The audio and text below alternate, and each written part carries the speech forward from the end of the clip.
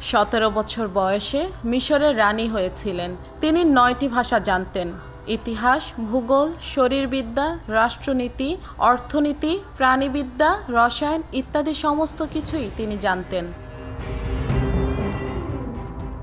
নিঃসন্দেহে তিনি প্রভাবশালী নারী ছিলেন মিশরের, এবং তিনি মিশরের আদিবাসী না হয়েও মিশরের সর্বোচ্চ ক্ষমতাশালী নারী ছিলেন।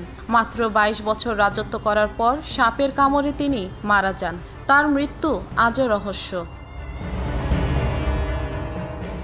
নিজের ভাইকে বিয়ে করেন এই সম্রাজ্ঞী, তাকে নদীর জলে ডুবিয়েও মারেন। তার বাবা যখন মারা যান তখন তার বয়স ছিল 18। তিনি নিজেও কিশোরী, তার 2 ভাইও তখন কিশোর।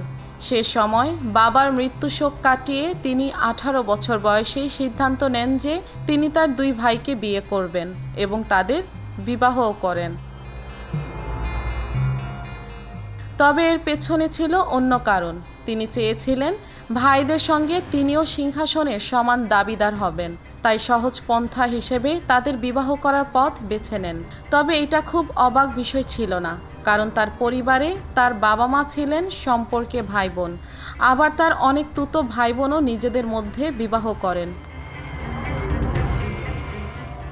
সেই সময়ে মিশর রাজ পরিবার বিশ্বাস করত তাদের পরিবার দেবতার আশীর্বাদ ধন্য।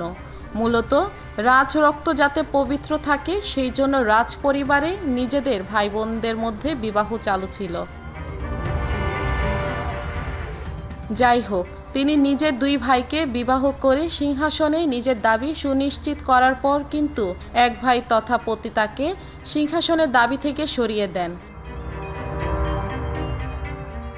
এতে সম্রাজ্ঞী কিন্তু দমে যাননি, তিনি ক্ষমতা ছাড়তে রাজি ছিলেন না। তাই মিশরের এই বিখ্যাত সম্রাজ্ঞী হাত মিলান জুলিয়াস সিজারের সঙ্গে।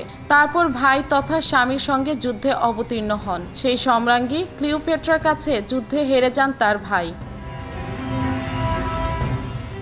ক্লিওপেট্রা আর তাকে বাঁচিয়ে রাখার রাস্তায় হাঁটেননি। নীল নদের জলে ভাই তথা স্বামীকে ডুবিয়ে হত্যা করেন অতি সুন্দরী সম্রাজ্ঞী ক্লিওপেট্রা। বলা হয় ক্লিওপেট্রা নাকি নিজের সৌন্দর্যকে ব্যবহার করে অনেক শক্তিধর রাজাকে সেই সময় এক এক করে বশবর্তী করেছিলেন।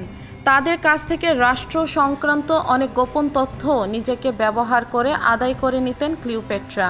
ঠিক এভাবেই তিনি অ্যান্টনি নামক সিজারের এক সেনানায়কের সঙ্গে সম্পর্কে জড়িয়ে পড়েন এবং নিজের সঙ্গে মিশরের স্বার্থ রক্ষা করে চলেছিলেন। বলা হয় তিনি আননোন 9 দ্বারা চুজেন 1 হিসেবে বলেছিলেন মিশরের সিংহাসনে কোনো এক বিশেষ লক্ষ্য পরিপূরণের জন্য। সেই লক্ষ্য পরিপূরণ হয়ে যাওয়ার পরেই তিনি সর্পাঘাতে মারা যান। কিভাবে মারা যান তিনি আজও রহস্যময়। তার মৃত্যুর পর রোমে এবং মিশরে অদ্ভুতভাবে খ্রিস্টিয়ানিটি জোরদারভাবে চালু হয়ে যায়।